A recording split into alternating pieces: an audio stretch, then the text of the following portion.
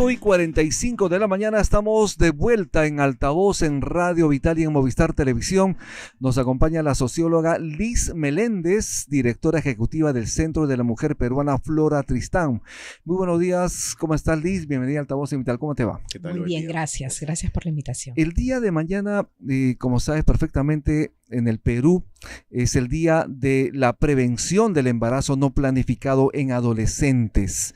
¿Qué dicen las cifras respecto a esta situación complicada, obviamente, para las mujeres y para el país? Sí, bueno, el embarazo adolescente es un drama en realidad en el país que todavía es muy alto.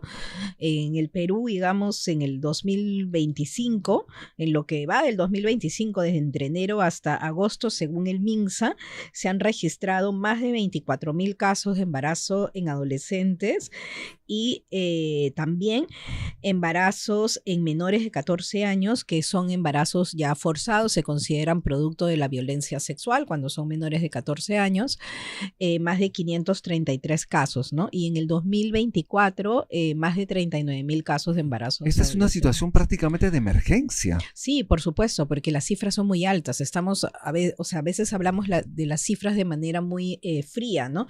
Pero estamos hablando de 39,000 niñas, básicamente, ¿no? 39,000 adolescentes, 39,000 jovencitas que el año pasado tuvieron partos, ¿no? Y que hoy son madres, ¿no? Estamos generando de situaciones dramáticas para las niñas, para la familia, para sus entornos. Sí, porque el embarazo adolescente, ¿por qué se busca prevenir? Porque la maternidad tiene, digamos, la adolescencia no es una edad para la maternidad, ¿no?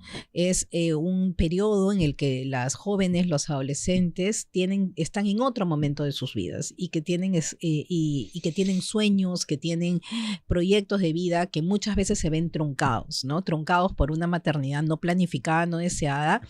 Y digamos, las razones de los embarazos adolescentes fundamentalmente son dos, ¿no? Uno es, por supuesto, la desinformación, la falta de una educación sexual adecuada, digamos, que tiene que venir también desde las escuelas, reconociendo y adaptando esta información a las edades cognitivas de los niños, de los adolescentes, pero también está el drama de la violencia sexual, ¿no? De violaciones sexuales. Digamos, las cifras en menores de 14 años es más fácil de identificar. Digamos, las relaciones sexuales con menores de 14 años se consideran violaciones sexuales. Están penadas, digamos, ¿no? Entonces, todos los embarazos que que lo que va del año, por ejemplo, son como 533 en menores, los partos en menores de 14 años son considerados embarazos forzados, partos forzados, ¿no? Producto de la violencia. Pero a partir de 14 hacia arriba todavía continúa la adolescencia, ¿no? Y los embarazos en estas etapas de vida no se consideran solamente por la edad violaciones sexuales, pero muchas veces sí son producto de la violencia sexual. Entonces, hay estos dos elementos que tenemos que tener en cuenta en el ámbito de la prevención. Liz, me hiciste acordar las declaraciones que dio el ministro de Salud, Morgan Quero, sobre la situación complicada de estas niñas en zonas nativas de la selva.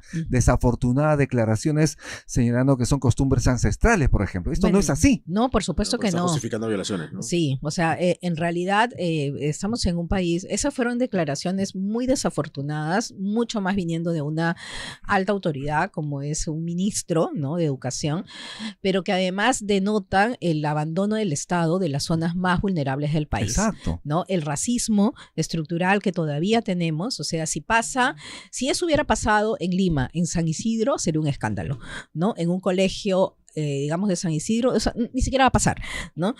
Pero si esto pasa en una zona amazónica, indígena, en donde la educación está tan precarizada, en donde no hay presencia del Estado y en donde la violencia sexual se vive con impunidad, pues no pasa nada.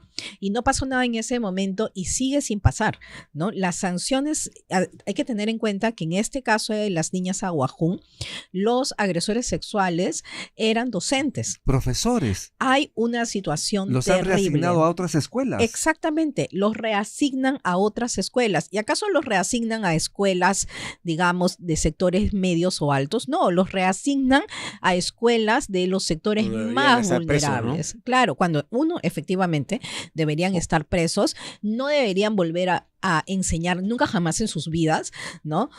Porque además Porque deberían es un estar peligro, presos. además, latente. Por supuesto, es un peligro para otras niñas y para otras niñas. ¿A partir de qué edad se debe enseñar en los colegios educación sexual? Pues en realidad desde muy tempranas edades, incluso desde la primera, digamos, desde el kinder o desde el nido que le decimos, o desde los 5 o 6 años, uno puede ir adaptando información sobre el cuerpo, por ejemplo. Con la presentación de los padres. Bueno, por supuesto, pero los padres también tienen que enfatizar que el cuerpo se tiene que respetar. Cuidar el cuerpo. Sí. Quienes tenemos hijas, ¿no? O hijos, tenemos que enseñarles que hay partes íntimas que no se deben de tocar. Claro, Yo recuerdo, por ejemplo, nadie, ¿no? hace tiempo... Y eso se enseña desde muy pequeños, y es en las educación casas, sexual. comienza de las casas, ¿no? Yo recuerdo, por ejemplo, hace tiempo una promoción en radio, en televisión, forzada.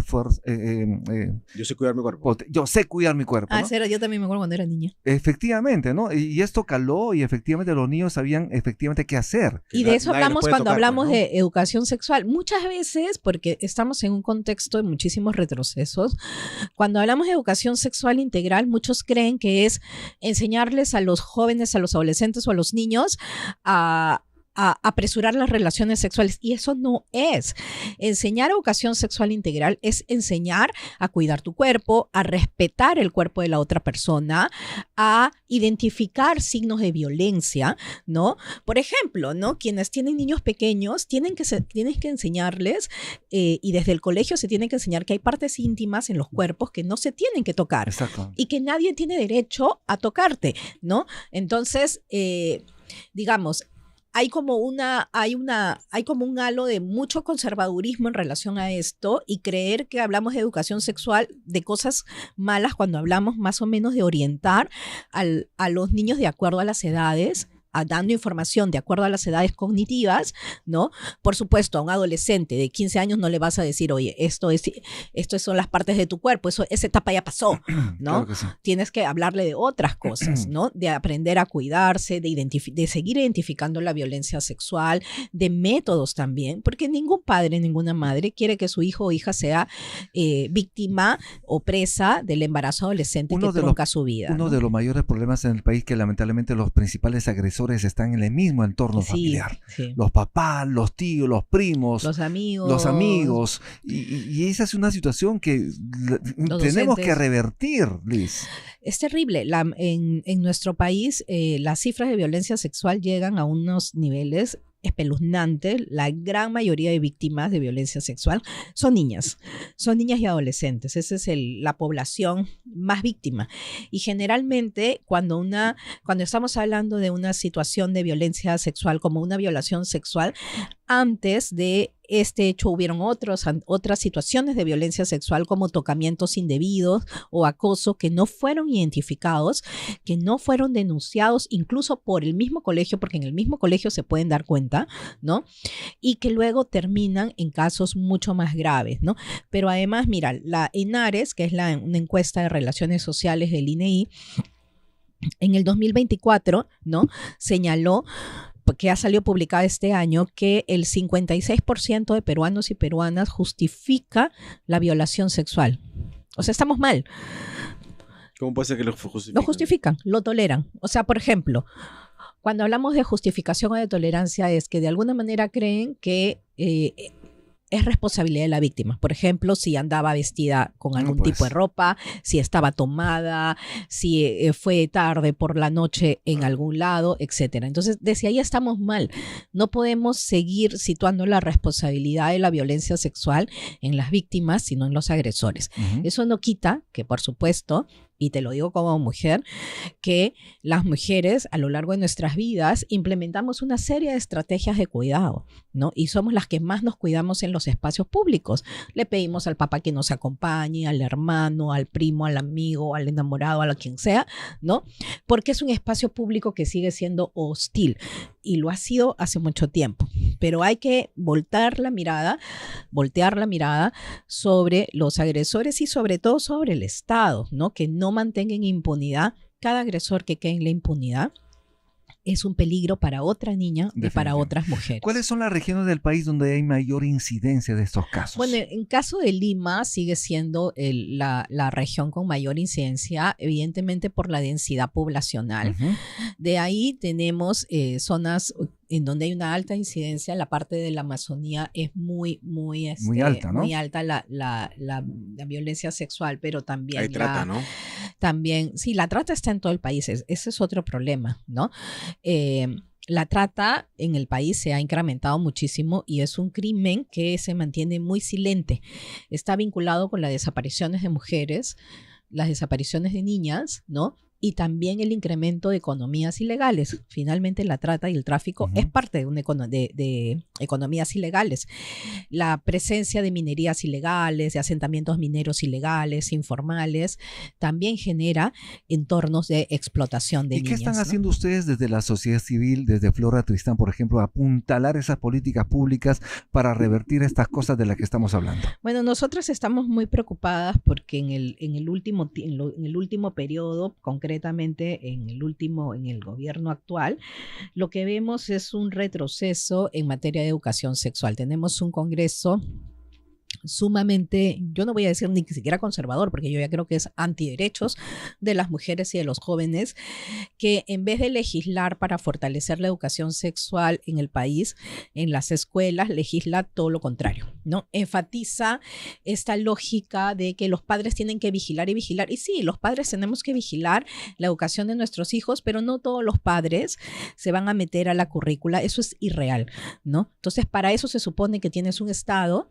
¿no? Que tiene profesionales que van a dar una educación de calidad, ¿no? Acorde a los estándares internacionales de educación en esos temas, ¿no?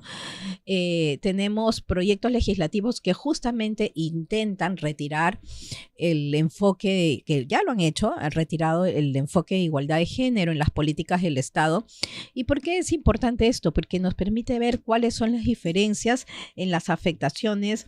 Por ejemplo, el embarazo adolescente, ¿a quién afecta más? ¿A las mujeres o a los hombres? A las mujeres, pues, ¿no? Entonces, es para ver cuáles son esas diferencias y cómo enfrentarlo en materia de políticas públicas, ¿no?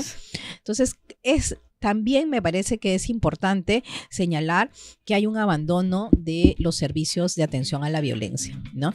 Y este halo de conservadurismo que vivimos muy fuerte también hace que los adolescentes no busquen información y que se estén informando ¿en dónde? En el internet, pues en el peor lugar para informarse.